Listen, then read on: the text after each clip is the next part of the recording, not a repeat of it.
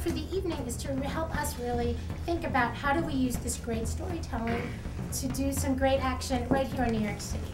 And so we hope that the filmmakers are going to walk out of here with a little bit more of a fine-tuned understanding of what they want to do with their movies, and that the educators and the organizers that are with us tonight will have a better understanding of what they're going to do with these movies and how they'll be able to use them here. And you all will be a part of that.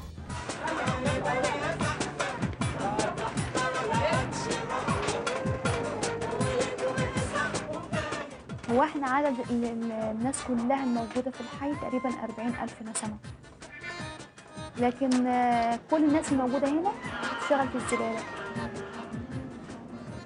يعني مثلا ممكن ناخد هو كله بيتعاد تدويره عشان تبقى عارف، اللي هو السباخ دي اللي هو البرسيم والحاجات دي، ده بتاكله الخنازير، وبعد ما تاكله بيتحول مثلا لسباخ.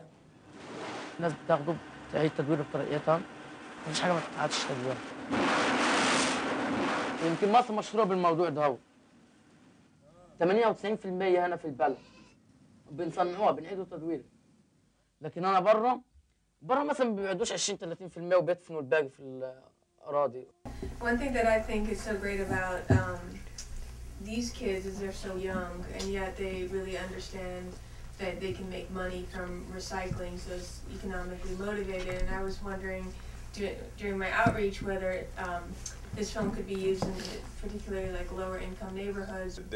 There's something in the film and also in the previous one that is very inspiring to someone about, you know, the possibility of creating a livelihood out of what people didn't think of as a possibility.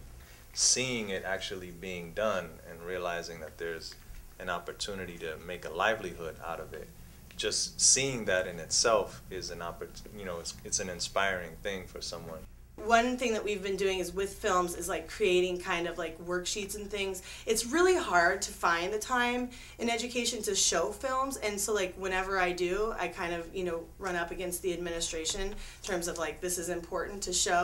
But I think it really shows like it's a way for us to connect to social studies. You know, it's a way to really get kids to be able to travel to a foreign country that they've never been to before and see what living conditions are like in that country. I think that's a social studies connection. And there's the recycling. Yeah, and there's also the recycling section. Just to chime in, basically what we found is that the only recycling models in schools that are working are the models that are student-run.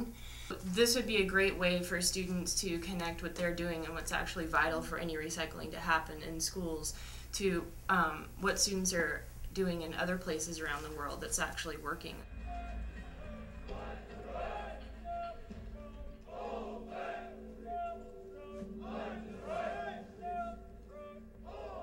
A lot of the heavy-hitting environmental organizations are very concerned about this issue, and they're finding that film could be very useful for them in terms of really gaining some support in areas where people may not be as sympathetic.